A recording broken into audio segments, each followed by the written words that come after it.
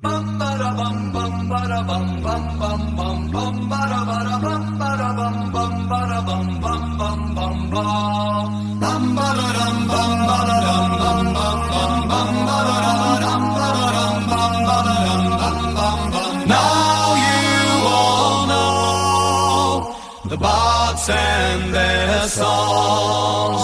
When hours have gone by, I'll close my eyes. In a world far away, we may meet again. But now hear my song, by the dawn of the night. Let's sing the bard song. Tomorrow will take us away, far from home. No one will ever know our names, but the bard songs will remain. Tomorrow will take it away, no fear of today, it will be gone due to all magic songs.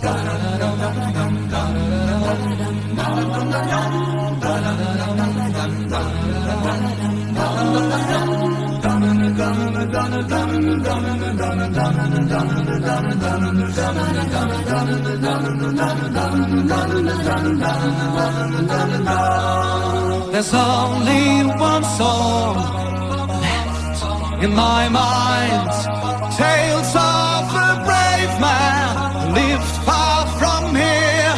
Now the bard songs are over and it's time to leave.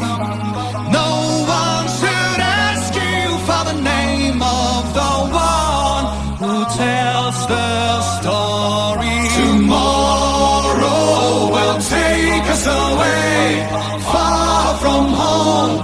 No one will ever know our names, but the bard songs will remain. Tomorrow all will be known, and you're not alone. So don't be afraid in the dark and cold, but the bard songs will remain.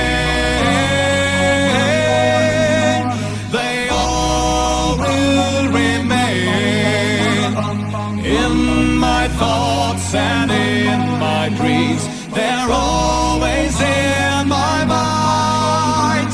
These songs of hobbits, dwarves and men and elves. Come close your eyes, you can see them too.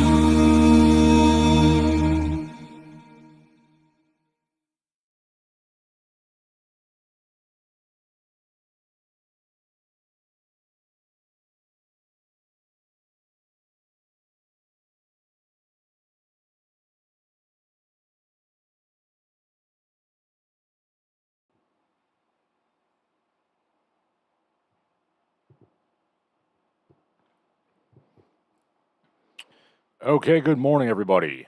How are we all? The spirit of the games lives among us. It's Larsen Live. It is August 3rd, 2024. I apologize for not showing up last week. There was a medical emergency, and by emergency, I mean I was feeling a bit under the weather, and I said, fuck it. The song we opened up with was The Bard's Song by Canto, also known as, drumroll please, as I open up my very slow computer, Canto, The Bard's Song in the Forest, which is a song that I chose. It was really more specific to last week's title story, which was the Dork Enlightenment. We're still going to talk about that. We're talking about the recent political goings-on in the United States.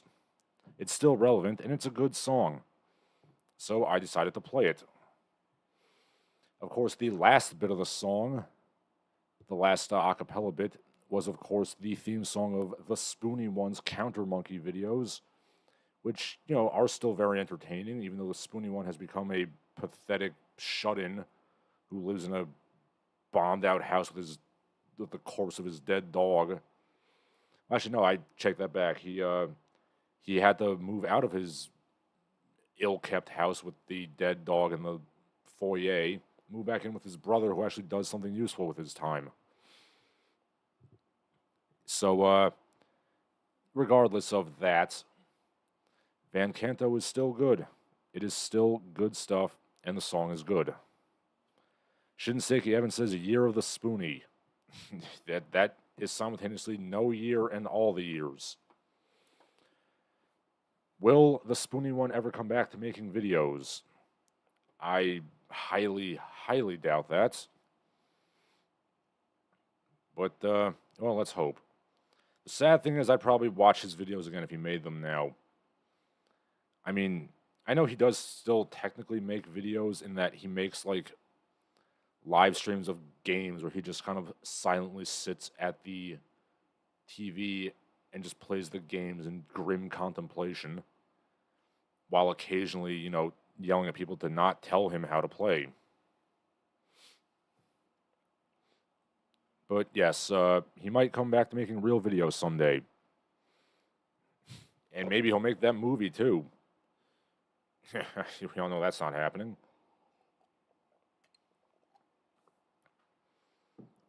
Yeah, so how about those Olympics? Yeah, things are going great. Multiple people have thrown up due to the terribly polluted conditions of the River Seine, triathletes and such. Also, going on, there are massive power outages due to the not-so-great opening ceremony, and the United States and Mongolia could commiserate in failing to medal in their national sports. Actually, I take that back. America did just get a silver medal in one of the shooting events. But yes, we've all seen the meme of Mr. Krabs and Patrick Star shaking hands. Mr. Krabs, America. Patrick Star, Mongolia. Labels. Not meddling in shooting, not meddling in archery. But overall, the United States is still doing pretty good. Looking at some statistics just now, I can see that we are third place in the overall, rankings. If we, go on tables based on assigning point values to gold, silver, and bronze medals, we have the most medals overall. We're third place in the gold medals. China is number 1, and Australia is number 2. Underneath the United States is France and Great Britain. And then South Korea, Japan, Italy, Netherlands, and Germany to round out the top 10. I mean, to be fair, the weightlifting hasn't happened yet, so we could just give those to China immediately. They always do very well in the weightlifting. Then conversely, the United States usually does pretty well in the wrestling. So, there's still some gold medals to come. Ponythroat says, Spoony is definitely in my top 5 that guy with the glasses creators who are most likely to be a spree shooter. Yes. I mean, to be fair, actually, no, I take that back. Spoony probably won't be a mass shooter. He'll probably just kill himself, if anything. I mean, yeah, I can't see Spoony going to, like, a mall or a school and shooting up the place, mainly because he's too much of an agoraphobe to ever set foot outside his brother's house, or dare I say his brother's basement. However, Spoony might do a paterfamiliaside, which I guess would technically be a mass shooting. If you actually look at these statistics, most mass shootings, defined as any event where more than 4 people are killed, are either paterfamiliasides or gang-related shootings, drive-bys and such. So yes, Spoony, well, I mean, he doesn't really have a family, he doesn't even have a girlfriend anymore. If he did, he would probably kill them, and he'd kill the dog. Then his brother Miles, who is a police officer, would probably stop him. I mean, Miles Antweiler already does have 1 justifiable shooting on his record, but never mind that. So yeah, seeing as I don't have NBC, I haven't been able to watch as much of the Olympics as I would like. The events that I like, some of them have happened, like there's judo going on, boxing has already happened, including the Algerian, possibly transsexual boxer, may or may not. I doubt Algeria, a place where homosexuality is outlawed, would send a troon to go represent them in the Olympics. But then again, I mean, Algeria is ostensibly communist, and the communists are well known to do gender benders to win Olympic gold. Shinseki Evans says Juan but not forgotten, referring to the Miles Antweiler thing. Yes, well said. Shinseki Evans says there's a Chinese troon boxer too. Yes, the Olympics. It is ostensibly supposed to be a celebration of amateur sporting, but it oftentimes is not. There's alleged transgenders. There's also massive amounts of steroid use. Undoubtedly, the United States as well does it. I mean, they're all on steroids. Everybody is on the roids. Let's not kid ourselves. But with all that being said, I do enjoy it when I see it. I still haven't changed my opinion on some of the sports. Like, I'm not entirely sure how synchronized swimming is a sport at all. Ditto for dressage is a sport, as is steeplechase and other equestrian games, but the wrong person gets the medal. I mean, that horse should get the medal. I am still of the opinion that beach volleyball was just an elaborate conspiracy to get women to put on bikinis and jump around, and I've yet to see any evidence to the contrary. All I'm saying is, why do the men get to wear like shirts and stuff, but the ladies don't? Not to say I'm against women wearing bikinis and jumping around. I just think the ladies should get something too. Put the men in banana hammocks and have them jump around. Just, but yes, here's to the Olympiad. I will certainly watch the weightlifting. Oh yes, so what I was going to say was that French railways have been sabotaged in massive arson attacks before the Olympics begin. Yes, and then there was power outages. The Olympic opening ceremony, I guess, didn't go over particularly well. France wanted to stick their thumbs in the face of, the pig dog, Anglos and Americans, by showing that, no, we are the most, gayed up race communist, nonsense. Then, of course, the United States will probably respond in kind by doing even more, like dancing around troon stuff. And it's just a race to the bottom. I don't want to sound like a member of the Dork Enlightenment, which we'll get to in a second. But, Cthulhu swims slow, but he always swims to the left. But what do you think of the Olympics? What events are you guys looking forward to? I personally like I guess we call them like the pure athletics. I like wrestling. I like boxing. I like the combat sports. I like the weightlifting and the running. I also like the gymnastics. And yes, I'm also with Smithers to some extent. Let's bring on the men. Yeah, yes, I am a heterosexual, but no, seriously. As somebody who does do some gymnastics himself, very poorly. I'm a 6 foot tall, 200-pound man.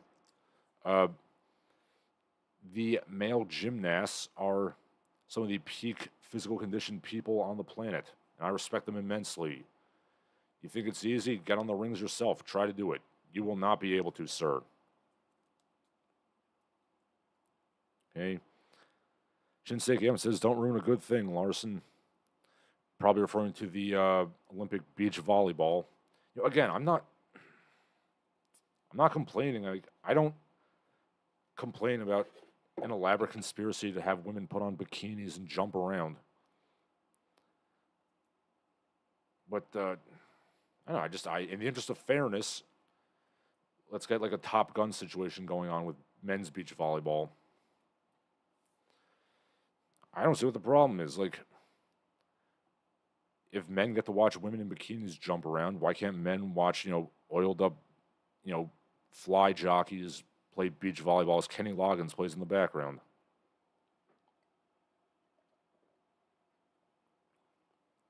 Fran LPK says France stole the Smurfs from Belgium. Yes, the Smurfs are Belgian. Rene Goscinny, I believe, is the, or is it? Yeah, Rene Goscinny is the creator, if I recall correctly, or Les Schtroumpfs in the original, Hon Hon Frenchiness. Let's see. First introduced in the Johann and Peewit story, Les Schtroumpfs. It's P.O. Coliford. That's Rene Goscinny does Spiro and Fantasio.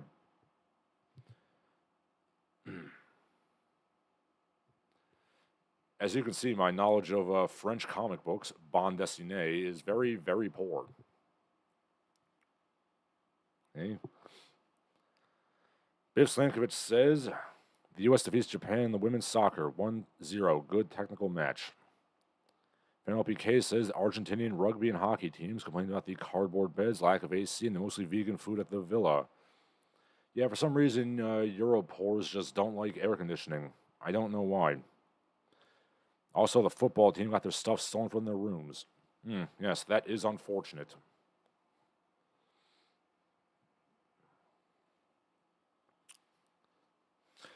Yeah, personally, I'm still looking forward to the weightlifting. The United States might actually, do good in weightlifting this year, which we haven't really done since the 1970s. Yeah, we got Hampton Morris, who looks like a steroided up Pee Wee Herman. He might do good in the weights. Yeah, Ken Patera would have done good in the weights, except they got rid of the clean and press, which was like his strong point. And then Mr. Patera took his anger out on a McDonald's window by throwing a rock through it with Mr. Sato during his professional wrestling career, but that's neither here nor there. Anyway, yes, let's leave the Olympics behind for now. Let's talk about, offhandedly, the reason why I chose to open up with Van Canto. In politics, as we know, Donald Trump selected JD Vance as his vice presidential candidate. The New Republic writes somewhat concernedly that J.D. Vance is deeply influenced by a San Francisco man, Curtis Yarvin, who once suggested turning unproductive people into biodiesel. Now, of course, those of you who are real internauts, you will know Curtis Yarvin by his original nom de plume, Mencius Moldbug. His blog, No Reservations, which was a major focal point of the early, red pill, dark enlightenment, whatever you want to call it, section of the internets. He's the man who coined the term the cathedral to describe the overarching structure of, socio-political, cultural, and economic control that lords over us now. He's also a man who has gone on record saying that, hypothetically, if the Earth was taken over by a omnipotent, all-powerful alien who just took some gold from us and otherwise left us alone, it would be better off than most of the governments we have today. Dare I say, Moldbug might have some good ideas, but the man is just a complete dork. And to be intimidated by him is kind of silly, to be honest. It's a bit silly to be intimidated by the guy at No Reservations blog. But that might be just because I kind of I was started reading his crap in college, reading his silly nonsense. That's,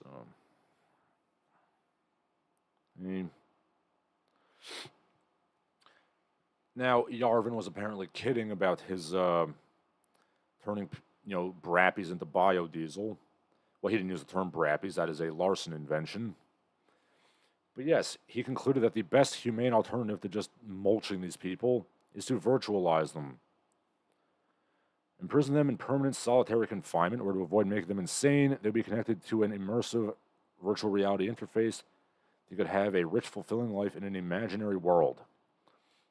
Now, I will admit, this is not too dissimilar from my idea of what to do with brappies, which is mainly just, lock them in their homes, give them drugs and internet porn and video games to just kind of get them out of the way so productive people can mind their own business.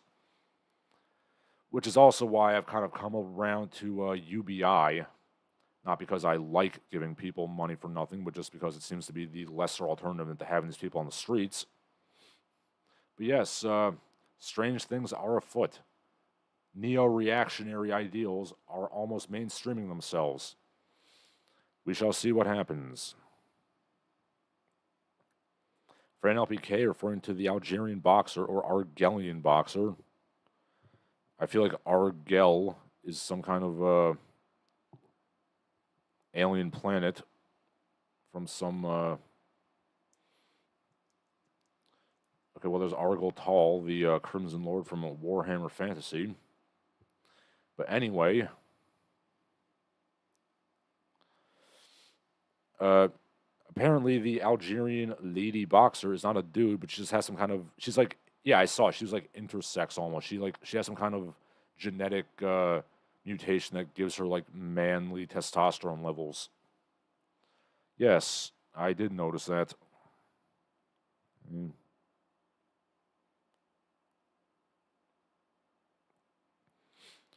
Biff Slankovich says men's soccer took the last train to Clarksville.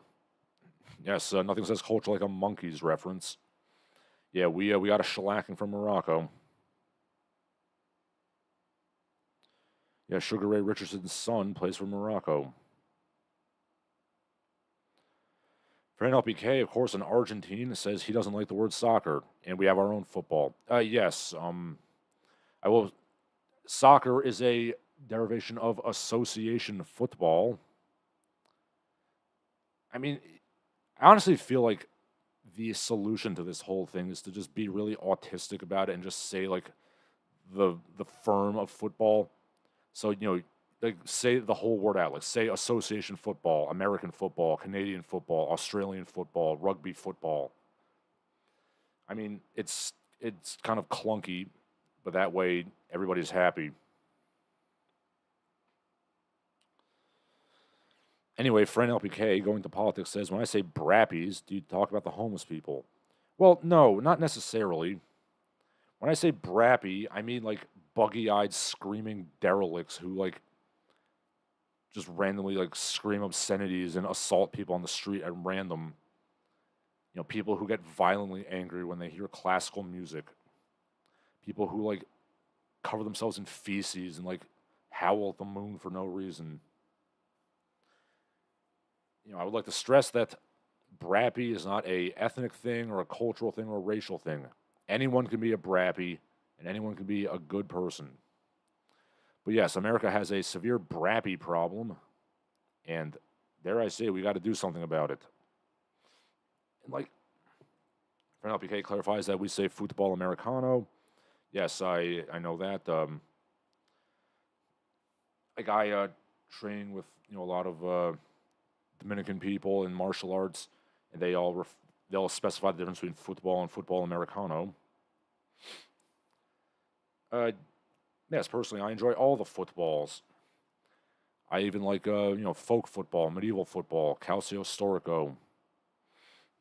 That's my favorite personally. Fern PK says American football is fun to watch. Yeah, it's fun to watch when there's actually a field of play going on. I don't know, personally, like if I had omnipotent godlike power, and I could like just snap my fingers and change something, I would change the rules of American football to make the play a little more fast paced. Like I know there's strategy and stuff. It's all part of the chess game. But for the love of God, just move the play on a little bit. Like the broadcast on TV is 3 hours, and there's like half an hour play at most. Pony Throat, referring to Mensch's Moldbug, Mr. Yarvin, says, does anybody else think people feel like somebody who changed their name to Mensch's Moldbug is ludicrously pretentious? I mean, yeah, kind of. In much the same way that Rollo Tomasi gives off strong, complete moron energy if you watch it for more than 3 minutes. Thank you, Pony Throat. I mean, even when I was like writing for Return of Kings and other like red pill manosphere sites, I would see these guys jacking off Rollo Tomasi. I'm like, guys, this guy's a complete idiot. Like, are you not listening to what he's saying? And so is Chateau Heartiste while we're at it. But yeah, JD Vance is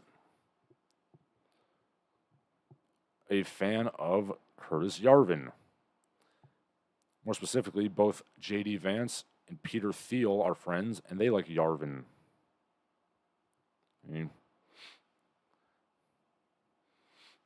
I mean,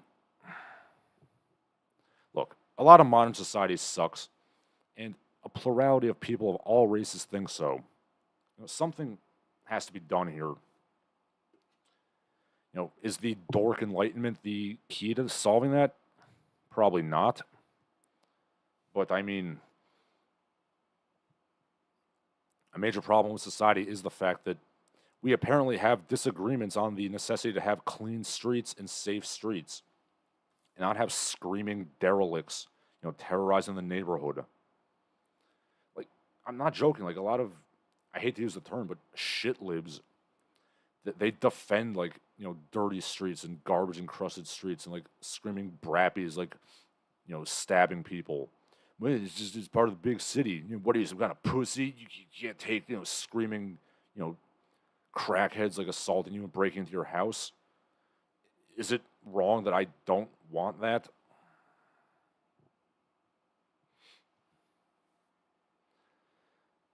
Yeah, I mean, Yarvin comes off as a hunched over sped a lot of times, but, like, yeah, on the surface, like, some of his things are things I kind of lean towards. I mean, well, not all of them, but, like, some of them. Like, the idea that, democracy is not the be-all, end-all of, government.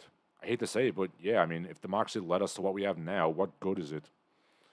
I mean, I would prefer to revamp it to keep democracy, but, like, be less shitty, but,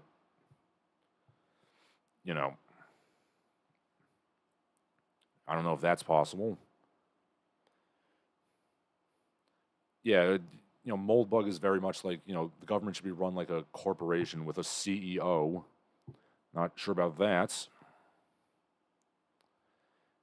All in all, his ideal government is very much like the burb claves and stuff from the novel Snow Crash. But I think Neil Stephenson was not in favor of such an idea.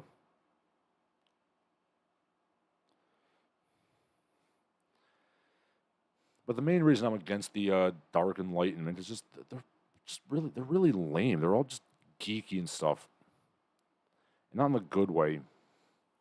Like, I would argue that they're more influenced by, like, Lord of the Rings than any sort of actual political philosopher, which ties back to why I opened up with the Van Canto song.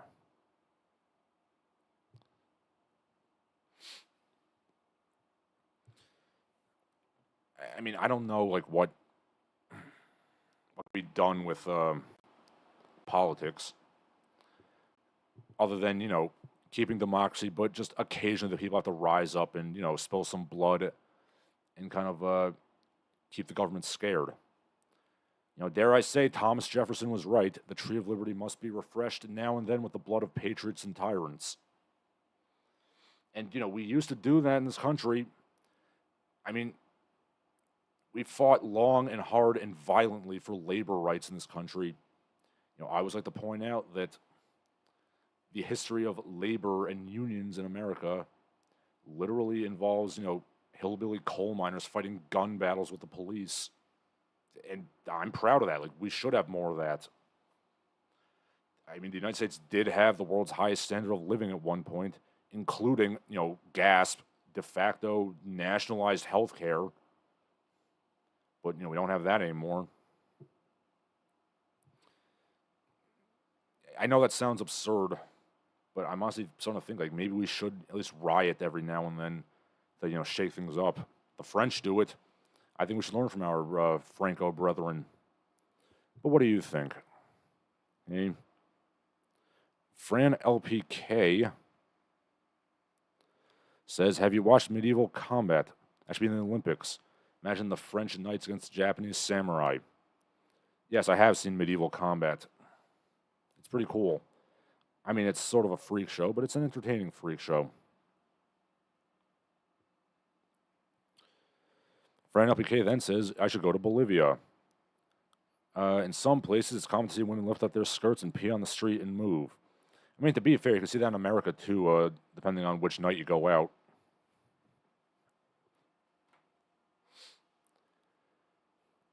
I mean, I went to Rutgers University, New Brunswick, New Jersey is a pleasant little college town with just enough crappiness to be exciting. And yes, on a Friday night, you will see sorority sisters, lifting up their skirts and pissing on the road as they drunkenly stagger home, holding their heels in their hands.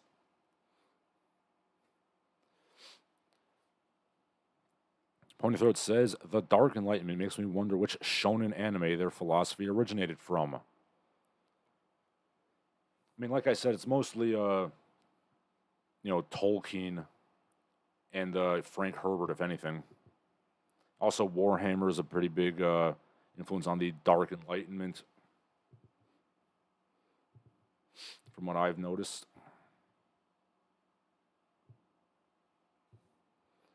Let's see. But yeah, I don't know. I've said this about like the incels and stuff. I guess I could say about the Dark Enlightenment too. You're only going to achieve so much when you have a movement comprised of like men who are afraid of going out in the sun and have like asthma and stuff. You can only achieve so much when your movement is made of dorks or agoraphobes. It's like the communists on Twitter who are like, yeah, man, we're gonna lead that revolution, but I gotta find a cat sitter, and I have to take like 20 pills a day to keep my anus from like spontaneously imploding.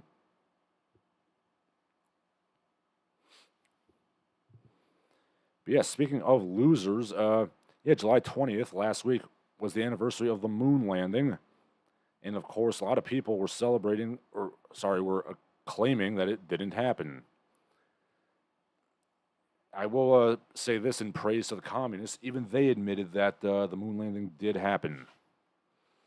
And that always made me laugh about the whole conspiracy theory.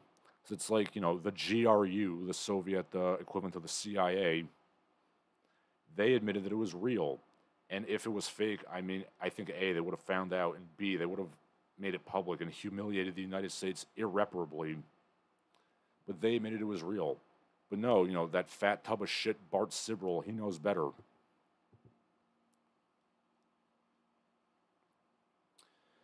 Ponythroat says, Dark Enlightenment fans, probably the same people who mistake Warhammer as a serious franchise, not the parody it really is.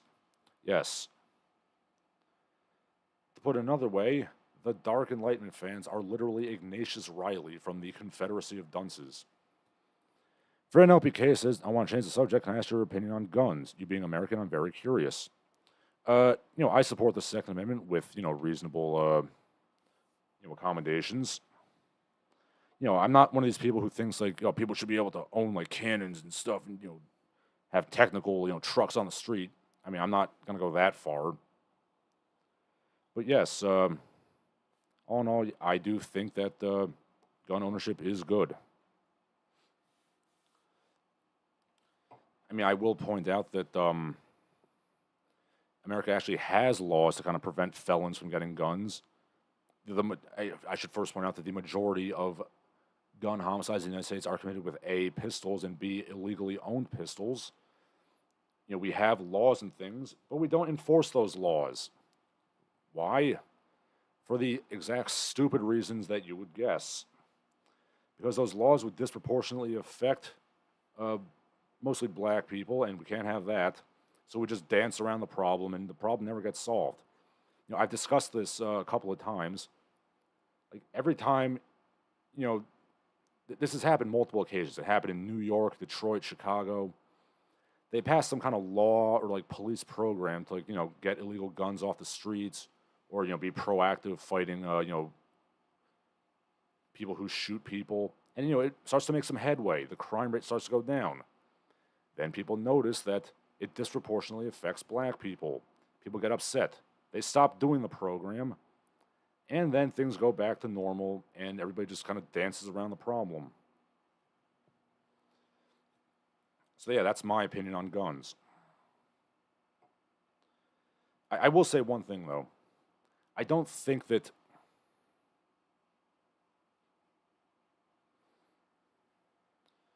hold on. For NLP case, I'm starting to think that America never had a dictator because of guns. Just look at Venezuela. Nobody has guns there. Well, yes, like I did say, I mean, there were times when, the police and the National Guard, fought citizens, and American citizens did use guns to defend themselves, like the Battle of Blair Mountain, which is a very violent labor strike. There was the Battle of Athens, Tennessee, where World War II veterans overthrew a crooked sheriff. So it has happened in the past. Now, as for why Americans just got this endless appetite to just eat shit and like the taste of it, I don't know why that happened. But I will say that school shootings and like workplace shootings basically didn't happen before the 80s. You had like one or two, like Charles Whitman, but they only started going up a lot once Reagan basically gutted the mental health care industry. And, wouldn't you know, that's when the school shootings started to happen. So, I think if you just enforce the laws, put the insane people in mental asylums, it would actually do quite a lot of good for the American homicide rate. It would go down.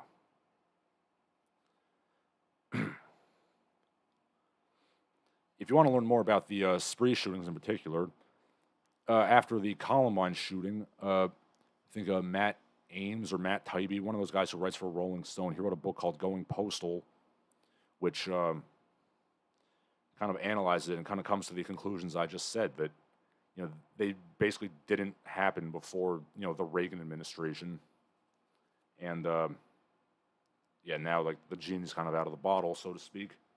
And yeah, I feel that if you have guns, if a society has guns and bears arms, and I think that we should, then you also have a responsibility to do it the right way and minimize needless death. That's my opinion. It was kind of rambling, but never mind that.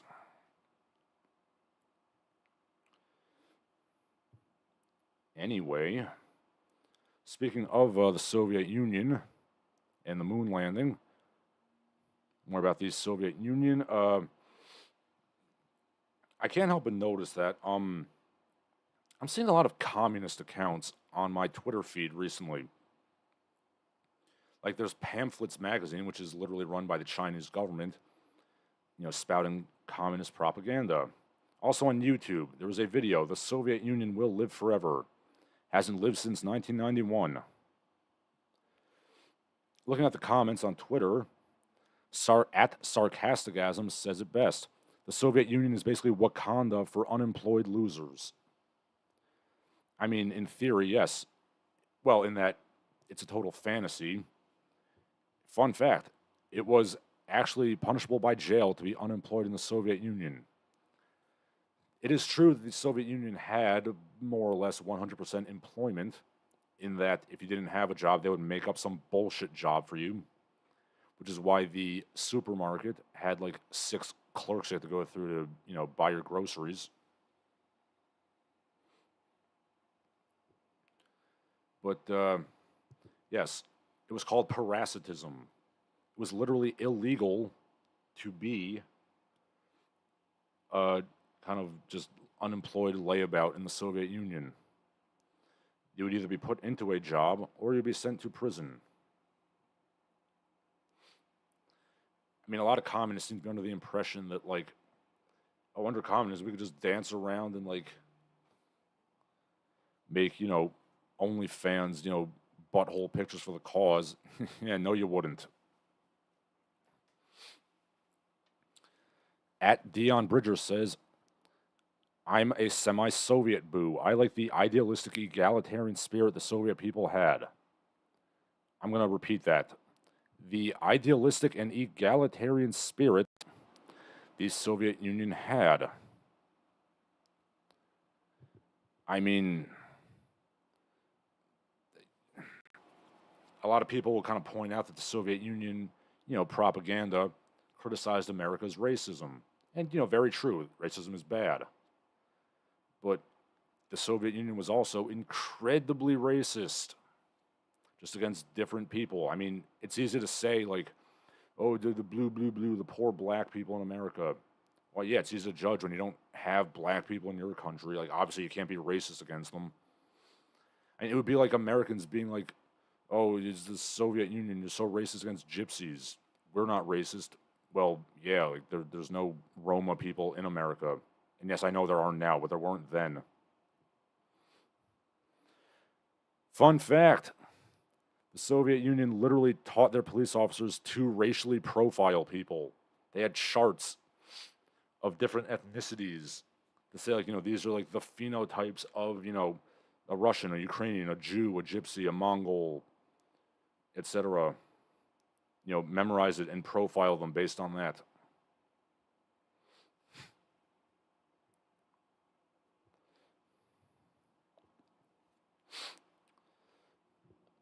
Yes, the Soviet Union is no good, and it's a good thing that it's gone.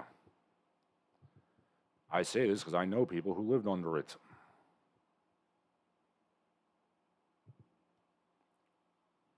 Penelope Case says it's gonna check out the book, Going Postal. Yeah, it's pretty good.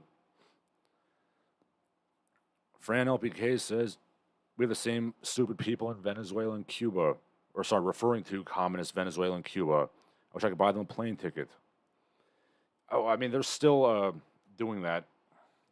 I feel like people are not defending Venezuela as much nowadays, just because they see like objectively how bad it is. Tony Gilbert asks, "How are you?" I'm doing good, Tony. Like, people always say, "Well, the only reason Cuba's poor is because America embargoes them." First of all, these people seem to never be able to understand the difference between an embargo and a blockade. It's not the same thing. Secondly, I like how you're admitting that a communist country can only succeed if they have a capitalist country to mooch off of. Ponythroat says the Soviet citizens pretended to work and the state pretended to give them money. Well said. Yes. You can ask my wife. Sometimes I'll just get really angry, and she'll ask me, "Larsen, what's wrong?" I'll say, "I'm arguing with a Twitter communist," and she gets kind of annoyed at that. Anyway, it's all a moot point because the United States is basically becoming a gay, retarded version of the Soviet Union. Oh, and here's an example of that. A couple of examples, actually. In the United States, you have to be of 75 IQ or above to stand trial. Otherwise, you're mentally incompetent. Recently, a woman in St. Louis was robbed, beaten, and stabbed by a 15-year-old Somalian who's being charged because his IQ is about 50. I mean, I'm genuinely curious as to how you can even like walk or like unzip your pants when you have your IQ that low. Anyway, yeah, that guy's basically gonna walk because he can't stand trial because he's too stupid. Dare I say, when you're committing assault with a deadly weapon, again, she was stabbed, so yes, he did assault her with a deadly weapon. Dare I say that you should be able to stand trial? I mean, for God's sake, even a dog is put down if it bites somebody hard enough. I'm curious now as to what the average IQ of a dog is.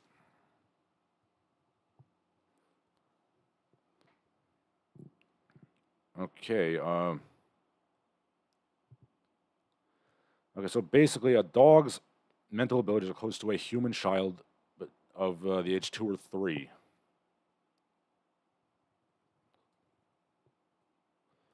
Let's see.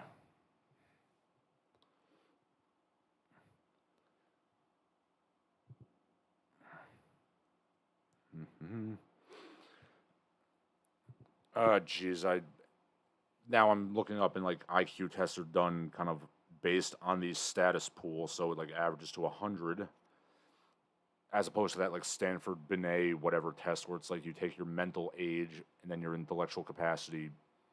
Which I really don't feel like doing statistics this early in the morning. It's almost the afternoon, but never mind that.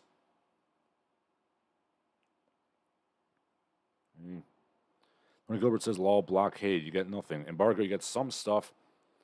but then nothing from the U.S. or our allies. I mean,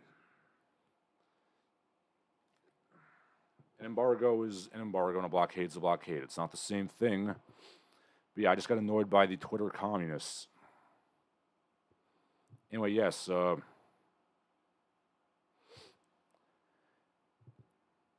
Yeah, like that happened. Then in Las Vegas, there was a group of 4 brappies who stomped another teenager to death, and they're basically gonna get like 1 year in juvie because, like, oh, they're the innocent babies or whatever. Let me look that up. Yes, basically they were originally given an adult murder charge, the Vegas stomping. It's now being downgraded to a juvenile manslaughter charge. So basically, they'll do a couple years in juvie, and then they'll just kind of walk it off.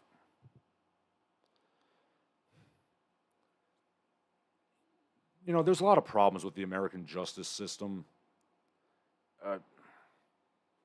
I personally, again, if I could snap my fingers, I would make a very clear distinction between violent and nonviolent crimes. I would harshly punish violent criminals, and I would be lenient on, drug users and stuff like that. I don't care if you're a teenager. I think you should know not to, like, hurt people or stomp people to death, 4 at a time. Dare I say, I knew from the time I was like 3 years old that hurting people is le bad.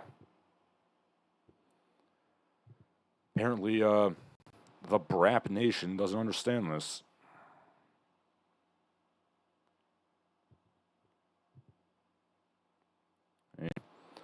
Fran LPK says, I don't know about dogs, but my cat is an evil mastermind.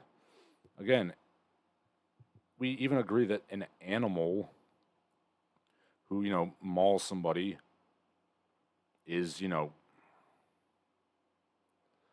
put down. Dare I say that a violent murderer should also be put down. But yeah, that's very simply what I would do to reform the justice system. If you, rape, murder, assault somebody, we will drop the goddamn hammer on you, put you in jail, if not immediate execution. Everyone else, non-violent crimes can be dealt with a combination of fines, community service, house arrest, and public flogging. We have to work out the details, but I think that would be pretty good.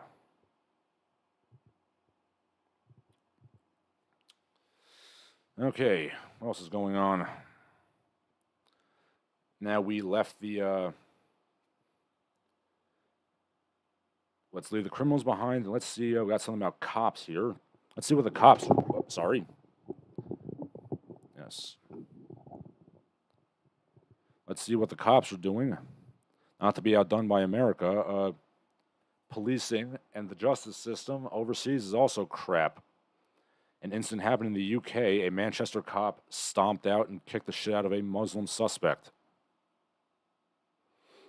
And this is le bad.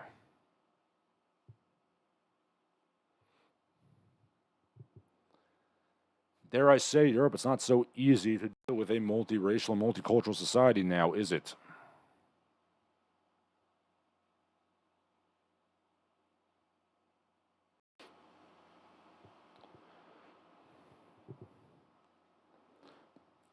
Ponythroat says Somalian average IQ is 67. Yeah, I don't know, like, I can understand, like, robbery or, like, drug dealing, but come on, like, I don't care how stupid you are. You should know that murder is le bad. And you should be prosecuted as such. Yes. Murder is bad. Rape is bad. Assault is bad. Tony Gilbert says we had a cop injure his police dog here. He got fired. Yes. Yeah, there's been some bad stuff with cops and dogs. A couple weeks ago, I talked about a cop who shot this, like, 10-pound, like, yippy dog in Missouri. Biff Sankovic says, great job Biden getting prisoners out of risky land, the motherland. Yes, I mean, I know, what can you say? Like, our justice system is marginally better than Russia's? I mean, I guess. Still not good. I mean,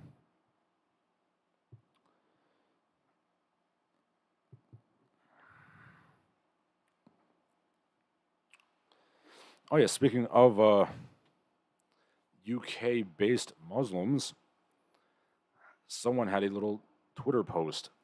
Being anti-cousin marriage is simply a way to be bigoted against Muslims. Bigoted is spelled with 2 G's. It is that simple. Causes no problem for anybody except the bigots it triggers. If you hate cousin marriage, you will hate Palestine. You should take that flag out of your screen name. At Rev Defeated. Yeah. Now, of course, I don't have anything against Muslims, but dare I say that endogamous marriage is not good. Dare I say that might be why, like, they're getting stomped out in the UK because you're inbred and you have a low IQ and you're committing crimes.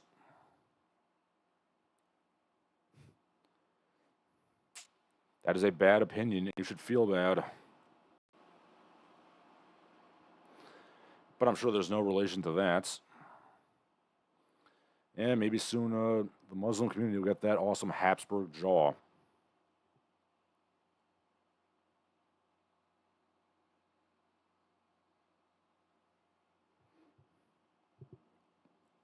Okay.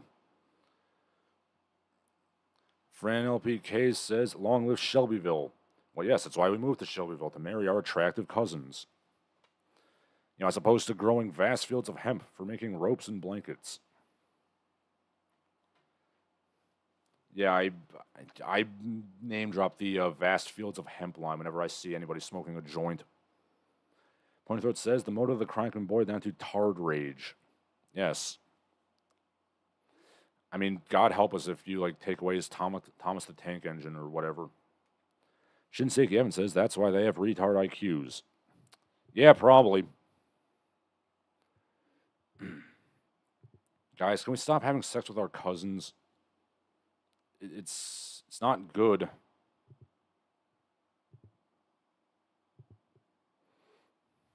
It is a bad idea.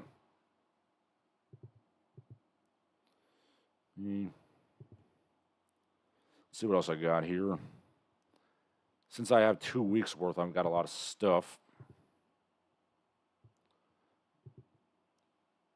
Let's see, we got some more BRAP nonsense. There could be no common... Wait, sorry. Yes, people are now debating the idea that you should not blast music in public. Somebody says it's common courtesy. If I go on a hike, I don't want to hear your music. I would never dream of having a radio while going on a hill walk. I would be embarrassed. That is tramp behavior. Somebody says, no, the fuck it's not, dude. There's no rule on playing the music in a speaker, especially when you're removed from society. You're not going to be around me for more than 10 seconds. It's your problem, not mine.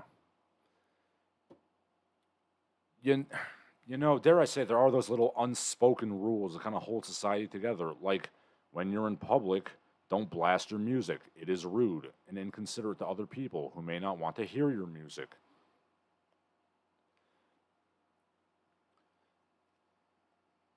Dare I say that the idea of respecting spaces, showing up on time, and upholding a contract is a universal value, but it's not. And when you don't have cultural cohesion, all you have left is the iron hand of the law.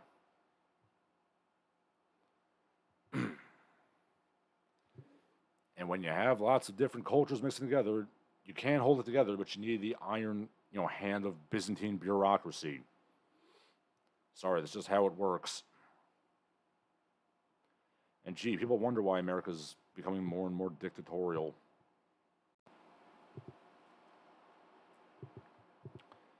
Okay. Let's see what else we got going on here. I mean, I guess I could talk about the Olympic dress. Uh, during the opening ceremony, everybody's got their nice little uniforms and stuff, except for the Canadians who look like they're wearing bloody hospital scrubs, which I mean, I guess is pretty fitting. And these are like Lululemon, gear. And I know it's supposed to be like the Canadian colors, red and white, but I'm sorry, these look like bloody hospital gowns. Like, you can't tell me otherwise. Pull this up.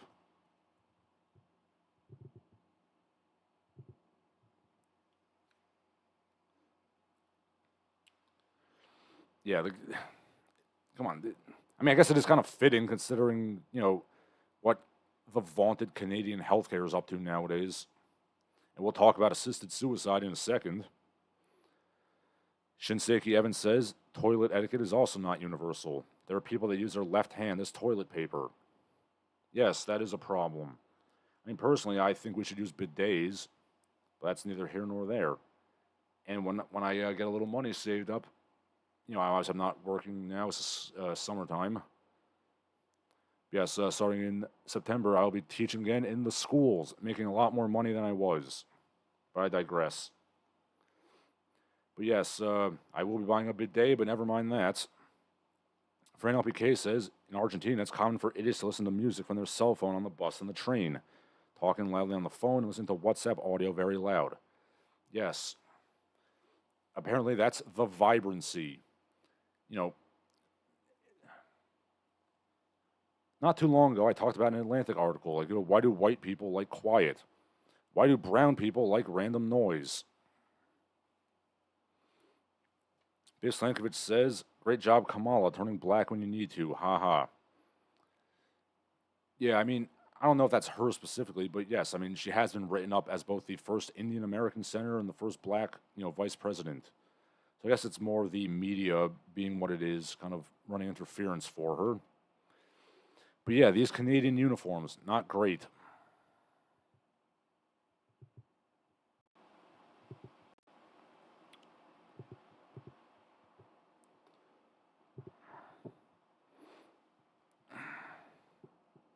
People describe it as like a scene from Dexter. Well-marbled steaks, slaughterhouse employees. Yeah, this is not good.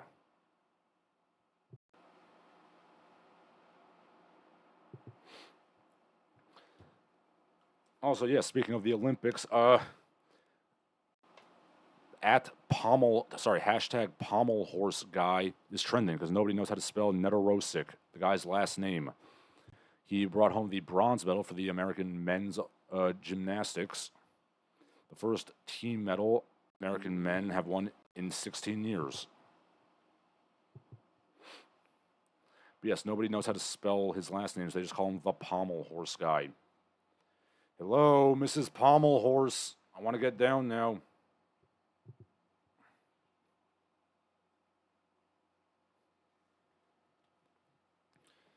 Ponythroat says the Canadian uniforms are strong. We're about to mulch the wheelchair guy. I mean, that's what Canada's all about nowadays, just medical assistance in death. Now compare that, of course, to the the Mongolian uniforms were pretty nice. They were kind of culturally significant. The USA just had like generic tracksuits. Back in the day, I think we used to wear like, navy blazers and khakis, like the sort of, preppy college boy look, which, I mean, like it or not, that is a distinctly American look. I think we should go back to that, to wear something like kind of culturally relevant. But yeah, those are not good uniforms. Okay. Biff Slankovich says Trump warned Kamala Harris he plans to unleash hell on her during this rally in Atlanta, Georgia, now that she is his official rival. Yes. I mean, they're trying to force Kamala in, even though the DNC knows that, no one really likes her all that much.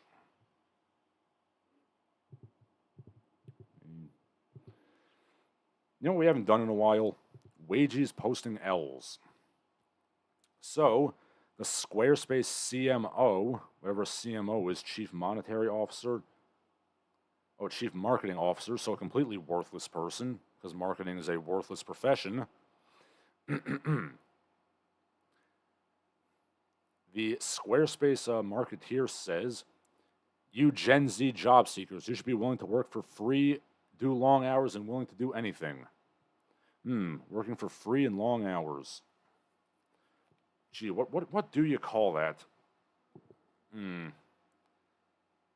Slavery or something? Yeah, I think it's slavery. Hey, wages, work an unpaid internship and you can maybe get a job.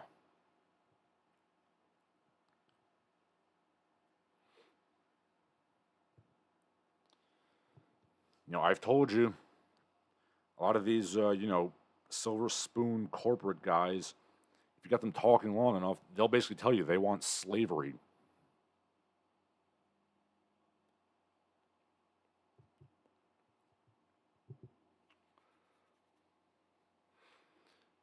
Oh, this is how we get our, dare I say, if your company needs like unpaid, wages, not even wages, like slavies to function, your company deserves to die. It sucks.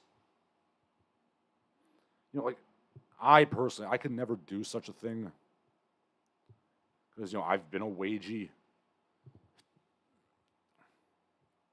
But like, I don't know, like I'm, obviously the boss should make more money than the wagey, but like,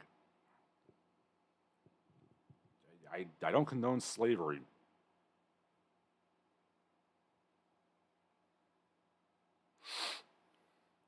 Yes, the wages continue to get it in the shorts. They're also making these devices to basically loudly beep at you if you're not moving enough at your desk. Hey, wagey, get back to work. Beep, beep.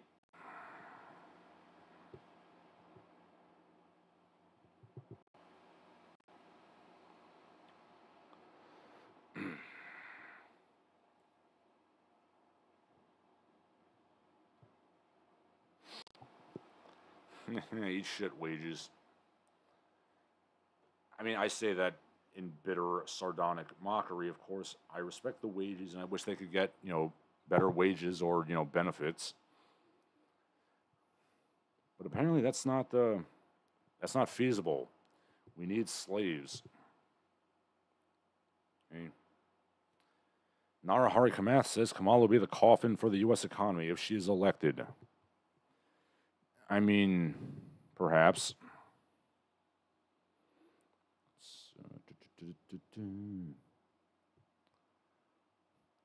Let's see. Is it time to go to the pop culture side of things? Let me see if there's anything, relevant to discuss. Let's see.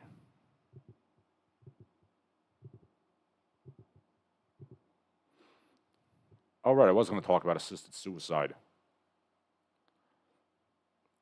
Oh, yes. Going to Canada, because of course we are. A team of Canadian psychiatrists, says that there are too many angry young men who have no prospects. So the solution, expand access to euthanasia as means of combating growing ideological extremism. Boy, the young hosers sure are angry about, being priced out of homes, not being able to get good jobs or find, a woman to settle down with and raise a family. What should we do? Should we maybe restrict immigration a little bit? Increase wages? Increase taxes on the wealthy? Well, that won't be happening. Let's just get them to kill themselves.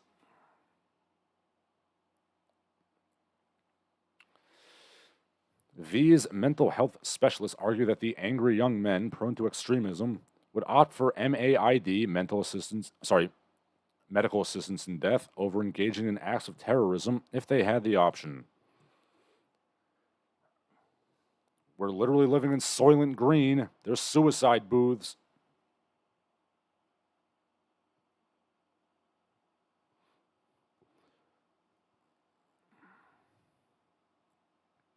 Okay, so according to a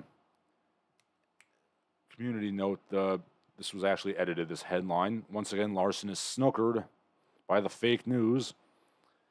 But, I mean, Canada has been confirmed to push people who were, like, handicapped into MAID. So it's not too far off.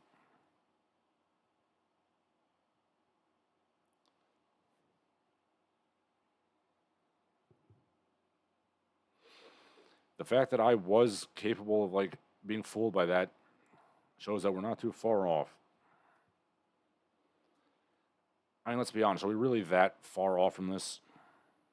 Probably not.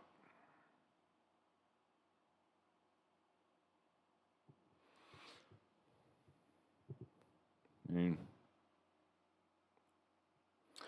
Pony Throat says, I finally found the use for my DVI-L to VGA converter cable. Hold your orgasms, ladies. Yeah. I'm holding it in. Shinseki Evans says, I warned people that assisted suicide was a slippery slope. Nobody listened. I mean, I'm kind of torn on the issue because on the one hand, if you have like a terminal illness or something, yeah, I don't see the problem with it. It's when you push people into it. That's the problem. I mean,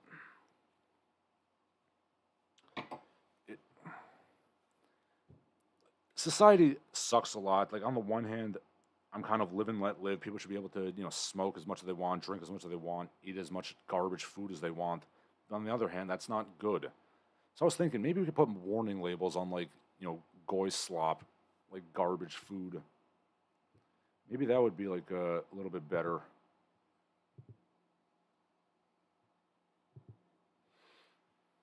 I don't know.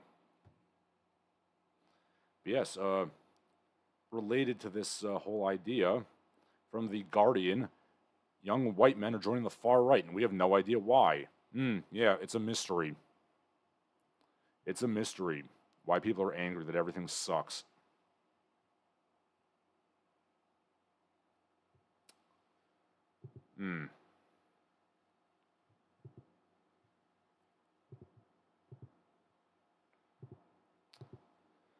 Okay, one more thing, going back to the whole communism issue, before we get to the silly side of things. From Reddit, this communist board, my Cuban wife literally just said that she hopes America invades Cuba to liberate it. Her father was a political prisoner. She wants that for her father before he dies. She just doesn't get it at all. Her father's anti-communist rhetoric has gotten her so scared, I don't even know what to do anymore. We have been married for 20 years. Yikes. I am trying to be patient with her cognitive dissonance, but this is the liberal shit she's repeating. Yes, the communists do hate liberals. Liberals get the bullet too, as they say. Oh my God, why doesn't my wife, who had family that were persecuted under communism, why does she not like communism? Yeah, it's a mystery. She just doesn't get it. I don't get it. Like, her family literally floated on inner tubes to Miami. Why doesn't she get it?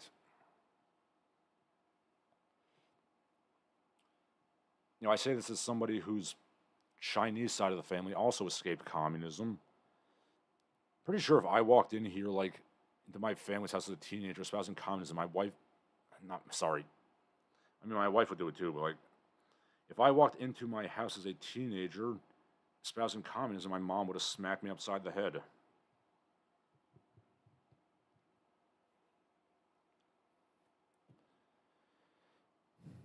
My ideology trumps your facts, good lady.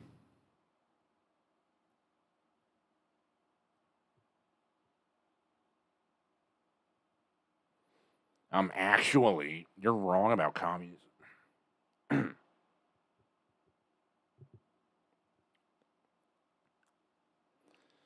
Does Larsen know what VGA even is? Yes, I know that VGA is it's a type of graphical output interface on like old PC games. That I know. It's those it's those plugs that have like the pins, like the blue ones. Yeah, I used to use those. I don't use them anymore. Fiber optics cables have kind of nullified those. But yes, now we can finally get to the silly side of things. Okay, first of all, let's go to the animation industry, which is always just a clusterfuck of just failure and shame. First of all, let's see what Kyle Carosa got up to this past week. Kyle Carosa, of course, being the nonce cartoonist who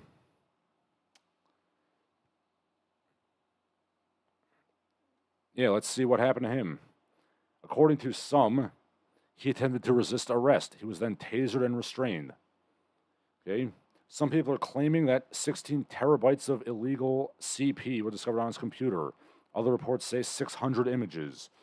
Either way, that's way too much. One image of CP is too many, sir.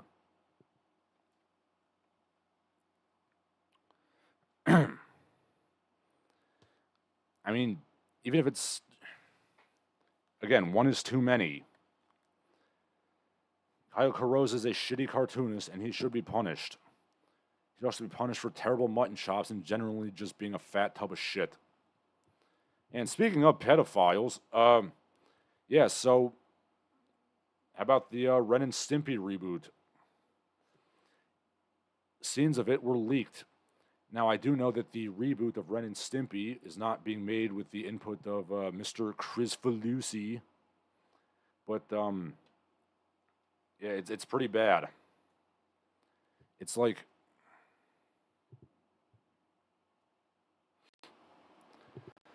I don't know, they like slowly explain the jokes they're doing.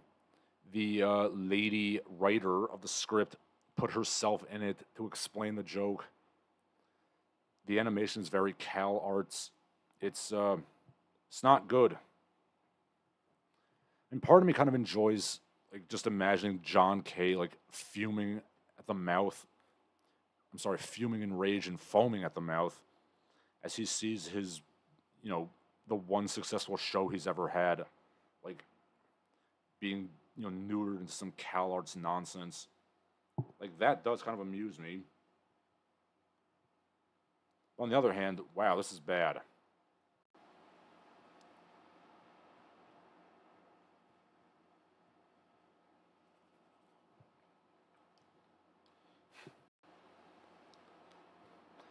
I mean, it's marginally better than the Adult Party cartoon, but not that much.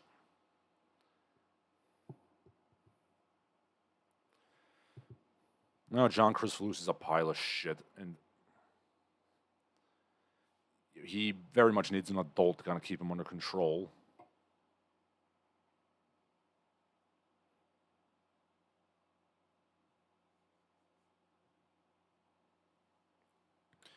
Ponythroat says, my favorite CP-related story is when the CIA found 2 terabytes of CP on a Windows 98, belonging to a whistleblower despite Windows 98 only supporting up to 128 gigabyte hard drives.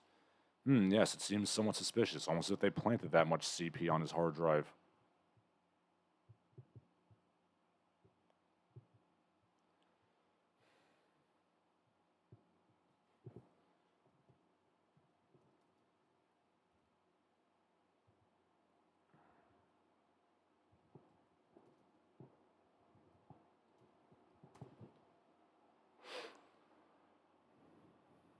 I mean,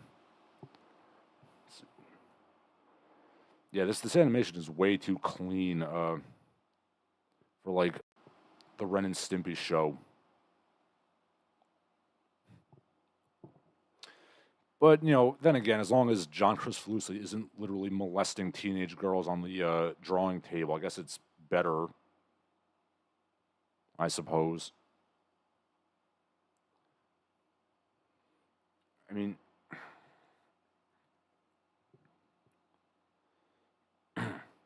the Adult Party cartoon lasted 3 episodes. This won't even last 1. They just keep outdoing themselves.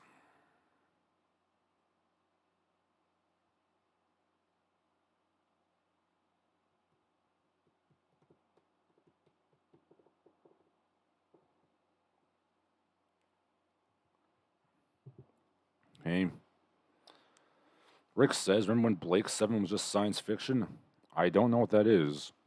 Papa Carl says, Charlie Z is the GOAT. Okay, Blake 7 is a British science fiction program. Let's see, what is this?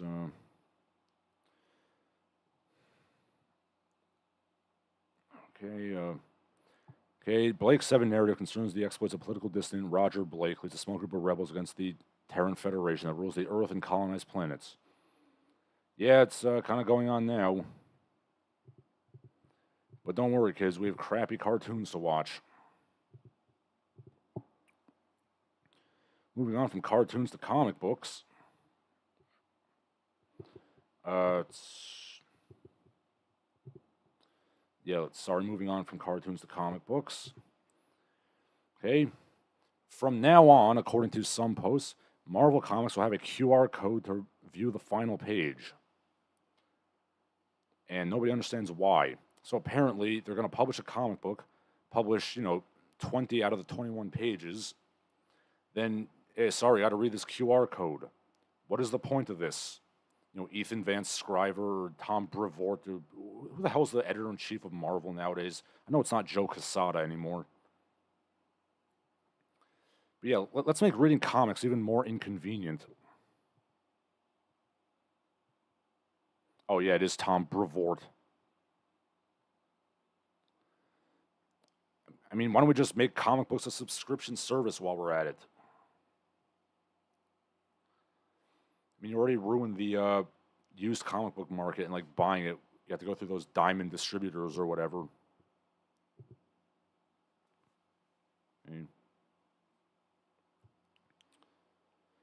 Okay, Ponythroat talks a little bit about Blake 7. Apparently, they accuse him of being a ped.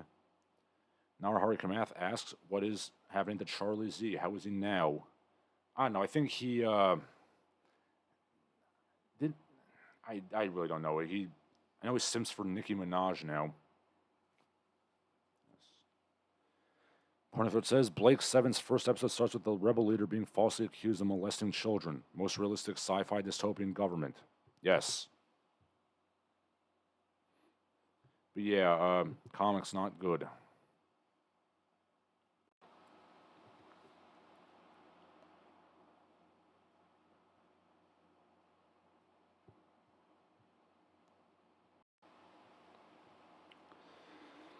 Hey, just trending now on the Twitters. Apparently, people are upset that John Travolta, in audience at the Olympics, he did not clap. Yeah, he did not clap enthusiastically enough for Simone Biles.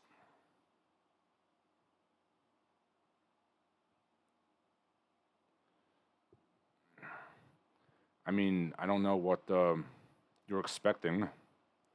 And to be fair, I think John Travolta's in France just to get a rub and tug massage for some French dude, if you know what I mean. Also, that man is remarkably bald nowadays. Just saying. Anyway. Yeah. Comics are not good, and neither is literature. Publishers Weekly asks, why don't straight men read novels? Yeah, it's a mystery. Why don't straight men read novels? It's a complete conundrum. Maybe because 99% of publishing nowadays is done for women.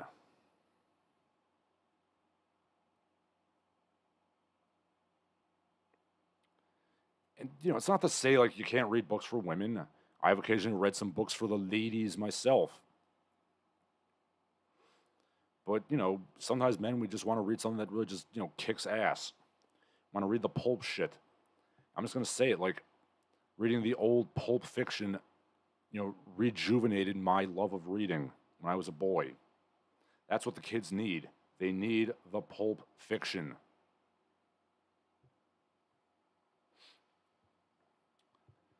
And related to this, something I saw that was really funny.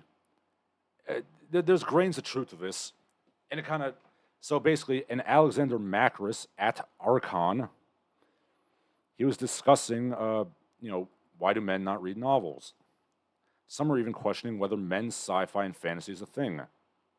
He is somebody who reads a lot of novels by writers of both sexes, and he illustrates the difference. And I was laughing my ass off at this because, as somebody who has read, uh, both male and female oriented fantasy, I was like, yeah, there's some truth to this. I mean, and before I get to that, let's read the comments. Shinseki Evan says people would just turn to piracy. Go online and get the comic for free. Oh, I would never advocate that. Wink. Ponythroat says, does anyone else find it weird that in Blake 7, the cast dresses in weird medieval peasant clothes? Despite being in space, except for Avon and his slow, show-long transition to being Rob Halford. I could not really tell you what that's like. I mean, I've never seen Blake 7, but anyway, this is very enlightening, this post right here. So, basically, Mr. Macris says, let's imagine a fantasy novel with a basic plot. An army marches to battle, they fight hard, and the heroes win. Afterwards, the hero celebrates the victory and makes love to his paramour. That's the plot. So, very simple fantasy plot. We can do this in male and female-oriented versions. In the male-oriented version, we begin in an in-universe prologue written in third person in a Tolkien-esque style. The book is written in the close third-person point of view of a character with no emotions or inner monologue. There will be detailed descriptions of the mustering and marching of the army, with orders of battle that prove that the author has studied a lot of 13th century Genovese military history. We will see several angry war councils in which angry men anger each other angrily because everybody else is either reckless or too cowardly. The battle will begin with a skirmish that kills a side character that everybody likes. The battle itself will cover several chapters in which the main hero will lose his armor, break his weapon, get covered in guts, and accomplish some great heroic feat. The author will attempt to use real-world military strategy. A B-plot will illustrate what it's like for the band of brothers on the front lines, in which they will express that while war is hell, it's better than, letting their children die or work the fantasy equivalent of a desk job. Many will die bravely and heroically, without regrets, except for the one who's married and has kids, who will get a poignant and tragic death scene. Afterwards, the main hero will find his lover, and there will be a sly suggestion of intimacy to the finish. Conantic eyes the beauty. Aye, lass, now come to my tent. In any case, no actual sex will take place ever, probably because the author himself has never had sex. The end. So I was already smiling at that.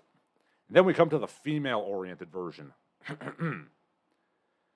We begin in close third-person or first-person narration with emotional descriptions of the nervous fear of soldiers mustering for battle, with commentary that the fear is making the main heroine really horny. The orders of battle will be vaguely described to the heroine, probably by a low-tier gamma male whom she ignores, while the main heroine fixates on whether her paramour will survive the battle because he is not the chosen one like her, although he is a billionaire vampire dragon knight with a giant wiener. The lead up to the battle will take up about 65% of the book, during which time we will learn about the main hero's childhood struggle to master her inner demons and her need to maintain her independence from the amazing billionaire vampire dragon knight that threatens to overwhelm her with his raw sexuality.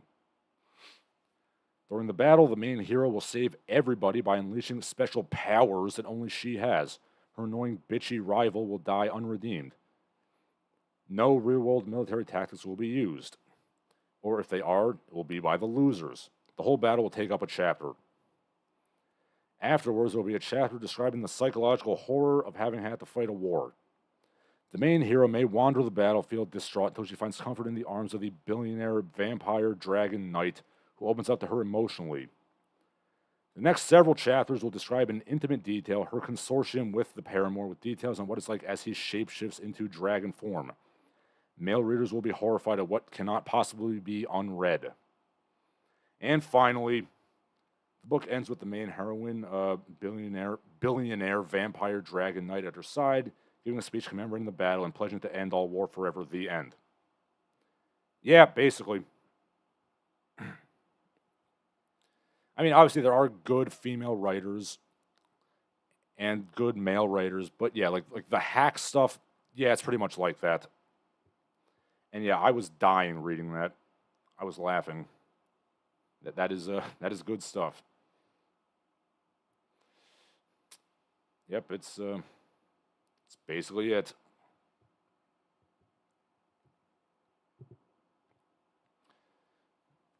Okay, nobody's commented, probably because they were just nobody really knew what the hell I was talking about. But yeah, again, I'm not going to say you shouldn't read books by ladies. You know, some of them are good. But yes, I've read some hack stuff by both men and women, and yeah, it really be like that. And I like this description because it kind of shit on both the men and the women. I mean, you can tell when like, yeah, I mean, you can tell when like a male fantasy writer has like never done any of the shit he's writing about. Say what you will about Robert Howard or Tolkien, they live that shit. Tolkien was a World War I officer. Robert Howard was like a low-level pro boxer who was fighting in like meat lockers and slaughterhouses for like $20 a night. So they knew what it was like to kick ass.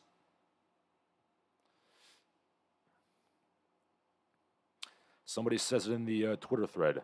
Literally, Pride and Prejudice and zombies. Yeah.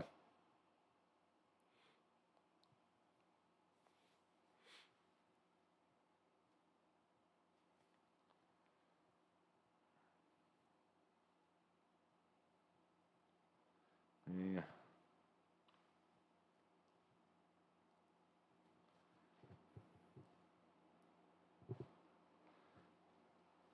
Yeah. Shinseki Evans says, sounds like the crap book Nostalgia Chick wrote. I did not know she wrote a book. Actually, didn't she and her friend Nella write it was like a parody romance novel where the girl has sex with Cthulhu? Is that what you're referring to?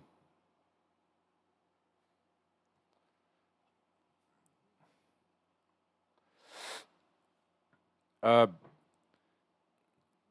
yeah, but for those of you who really want something more specific, the male hack fantasy is very much like John Norman, like gore, GOR crap fantasy, and the female oriented one is just straight up like Stephanie Meyer, or I don't know. I guess what would happen if like some fat chick who masturbates a lot read a lot of Sarah J. Maas and like wanted to write something like that, but just wasn't as good at it. So yeah, if you want to read bad fantasy, there's your kind of goalpost for that.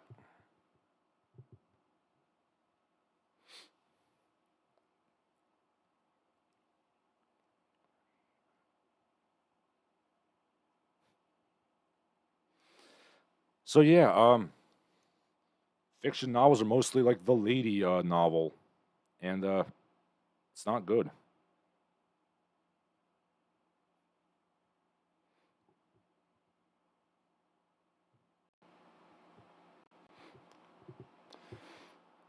Hey, Shinsei Evans says Lindsay Ellis has a 3-book deal. It's about her author insert fucking someone who's not Starscream. Really, Lindsay? Starscream? Of all the Decepticons to have sex with, you go with Starscream. Jesus Christ.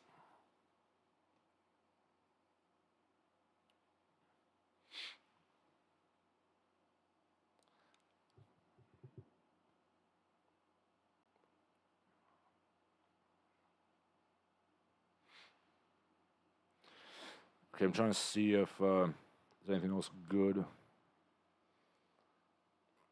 in this Twitter thread.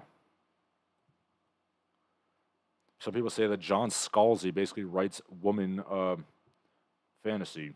Ponythroat says female fantasy be about Noel starting a vegan coffee shop or some shit. Well, that's cozy fantasy specifically, which is a subset of basically female fantasy.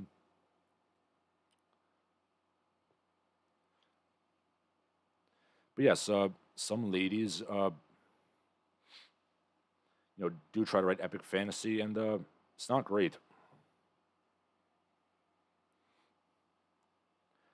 Like there are some good ladies who can write epic fantasy. I mentioned Sarah J. Maas. She's not bad. I mean, is she Robert Howard? No, but nobody is. But yeah, like a lot of it is just. I mean, a lot of lady-oriented fantasy is just straight up like it's for the goon cave, the female goon cave, so to speak.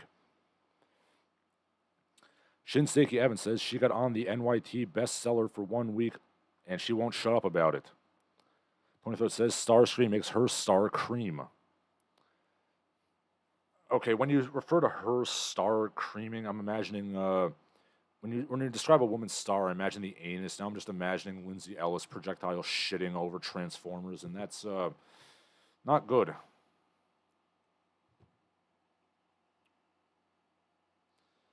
And finally, I've been playing through Eternal Darkness on my Wii. It's actually pretty good.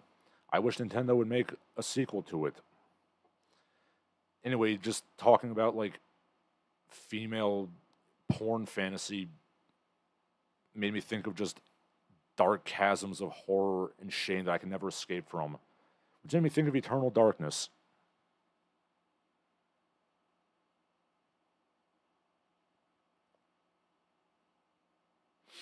Okay, with that being said, all my prepared remarks are done, and you can talk amongst yourselves. Or we can just sit horrified at Lindsay Ellis wanting to have sex with Transformers. Hey, at least she couldn't get an abortion from that one.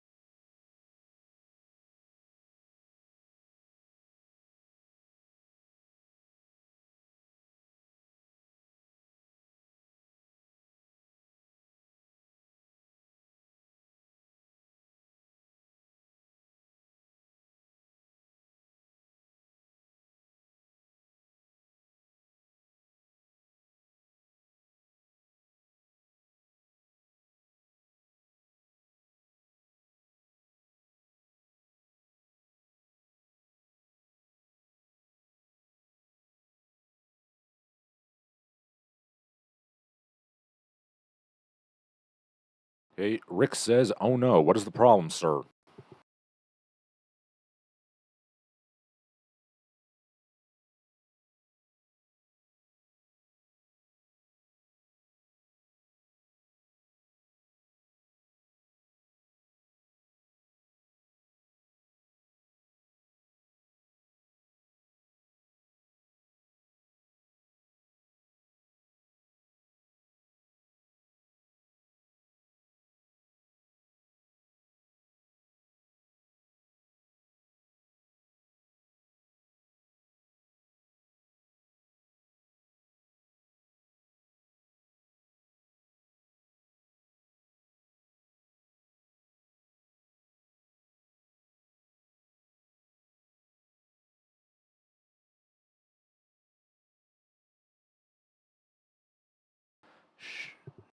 Evan,